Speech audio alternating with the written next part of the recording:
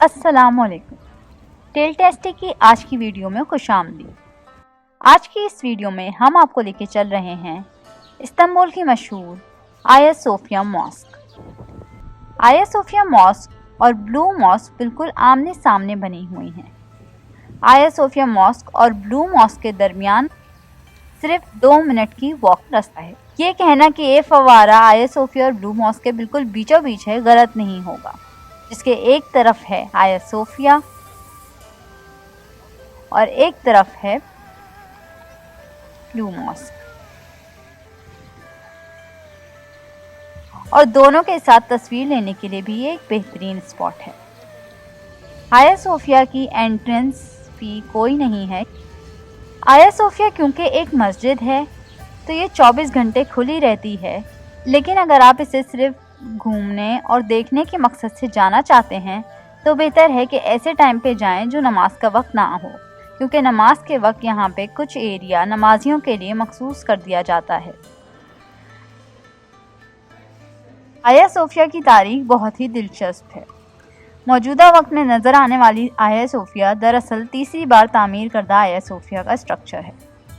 سب سے پہلے آیا صوفیہ کو بازنطینی ایمپرر کانسٹینٹینیس نے 360 اے ڈی میں بنانے کا حکم دیا۔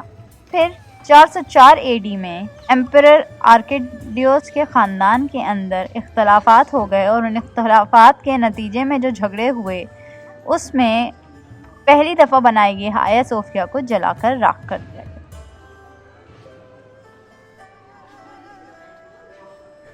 آرکیڈیوس کے بعد آنے والے تھیوڈوسس II نے دوبارہ سے آیا صوفیہ کو بنانے کا حکم دیا، اور 415 میں یہ بن کر تیار ہو گئی۔ آگے آنے والے ایک اور بازنطینی ایمپرر جسٹینین I کے دور حکومت میں نکا ریوولٹس کے نام سے دوبارہ سے فساد ہوئے، جس کے اندر آیا صوفیہ کو جلا دیا گیا۔ اس بار جلنے کی وجہ سے جو نقصانات تھے اس کی مرمت کرنا ممکن نہیں تھی، اس لیے جسٹینین نے آرڈر دیا اس اسٹرکچر کو مکمل طور پر گرا دیا جائے۔ 532 میں اس کو مکمل گرا کر نئے سرے سے بنانے کے لیے آرکیٹیکٹ ایزیدورس اور اینتھینیوس کو بلایا گیا۔ اس بار آیا صوفیہ 537 میں بن کر کمپلیٹ ہوئی، جو آج تک ہمیں کھڑی ہوئی دکھائی دیتی ہے۔ جب اوٹومن امپائر کے سلطان محمد نے قسطنطنیہ کو 1453 میں فتح کیا تو آیا صوفیہ کو مسجد میں تبدیل کر دیا گیا۔ آیا صوفیہ کو بطور مسجد 1935 تک استعمال کیا جاتا رہا، اور پھر 1935 میں اس کو ایک میوزیم میں کنورٹ کر دیا گیا۔ پھر 2020 میں ترکی کے پریزیڈنٹ طیب اردوغان نے آیا صوفیہ کو پھر سے نماز کے لیے کھول دیا۔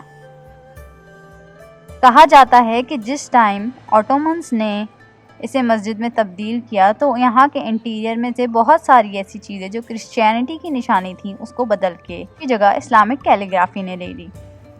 نڈین شبل نامی ایک آتھر نے آیا صوفیہ اینڈ بیزنٹائن ایسٹیٹک ایکسپیرینس کے نام سے ایک باقاعدہ ریسرچ کر کے کتاب لکھی ہے۔ اس کتاب کے اندر خاص طور پر آیا صوفیہ کو اس لیے چنا گیا کیونکہ اس کو ان کی نظر میں دنیا کا ایک بہت ہی انفلوئنشل آرکیٹیکچر کا نمونہ سمجھا جاتا ہے۔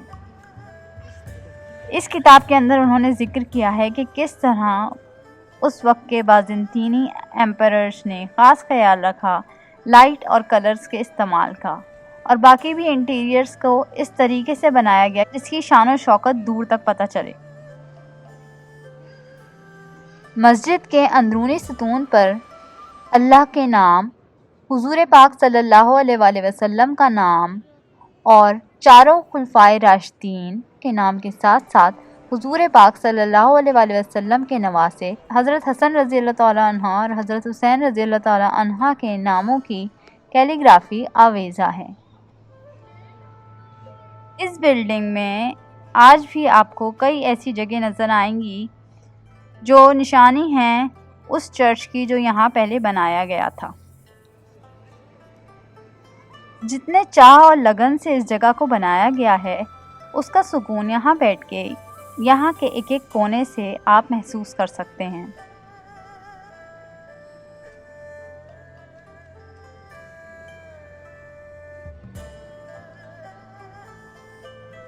یہ جگہ کتب خانہ تھی، جو اس وقت بند ہے اور اسے آپ باہر سے ہی دیکھ سکتے ہیں۔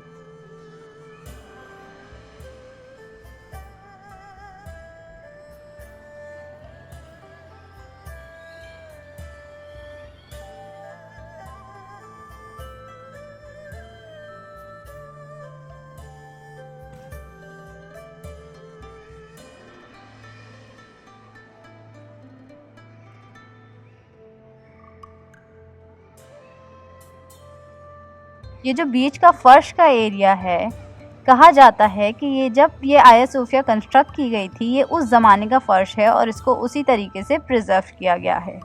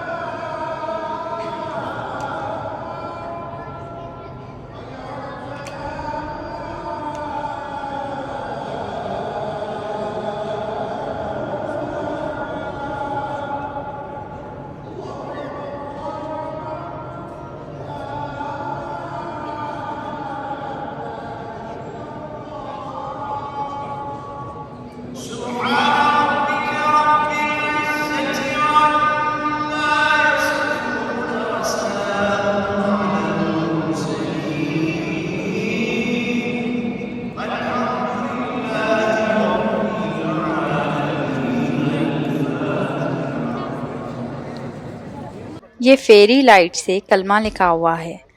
آدھا کلمہ ہایا صوفیہ کے میناروں کے ساتھ ہے اور آدھا کلمہ بلو ماسک کے میناروں کے ساتھ لکھا ہوا ہے۔